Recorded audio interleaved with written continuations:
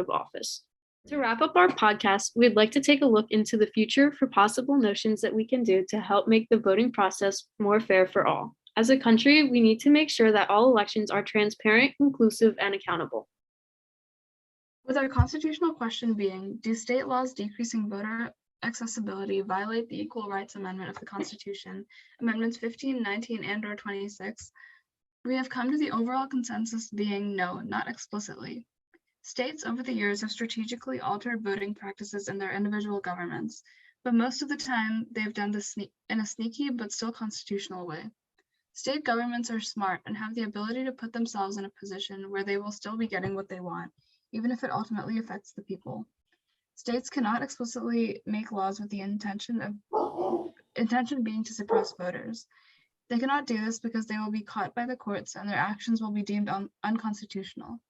What states can do is they can purposely alter their voting practices in ways that will have a heavy effect on voter turnout.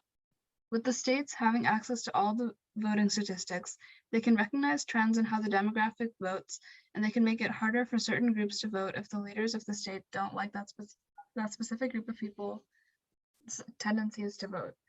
Republicans have attempted to pass more extreme and explicitly discriminatory laws, but they have mostly been struck down or altered. Throughout our podcast today, we have had many examples expressed of how states have targeted certain groups to try and affect the results of elections.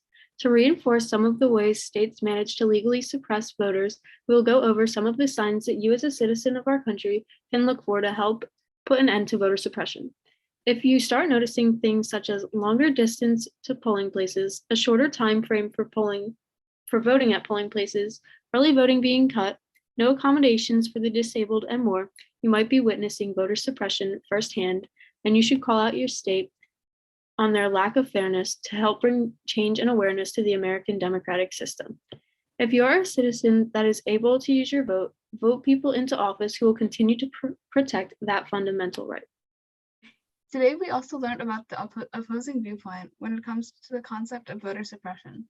Not all people believe that these individual state changes are being done to purposely change the voter turnout and skew the election votes. In fact, some people like these stricter procedures because they believe that it will keep voting more closed off so that there's a smaller chance of an election being rigged and overall stolen.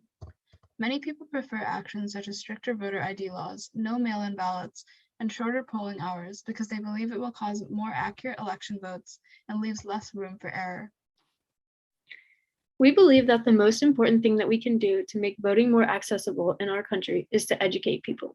We need to educate not only the voting age population, but we also need to start educating children at a young age, so not only they will know the importance of voting, but they will also know what fair voting practices are and what they look like in a well-developed democracy. Professor Ross from the University of Pennsylvania also believes that education is one of the top ways to see change in our country. But just on the broader question of I think it's always good to do voter education. That's why I'm talking to the two of you at 8:51 at night. To the extent it's helpful. Who knows?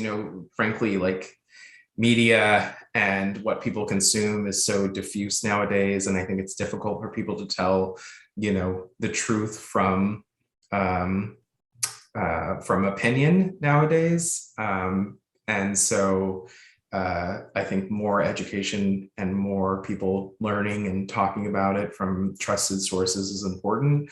But, unfortunately, I don't think there's any particular silver bullet for all the things that are facing our democracy right now. Thank you for listening to this episode of Democratic Discussions. We hope that you now have a stronger knowledge on voter suppression and you're going to stand up when you see unfair voting practices.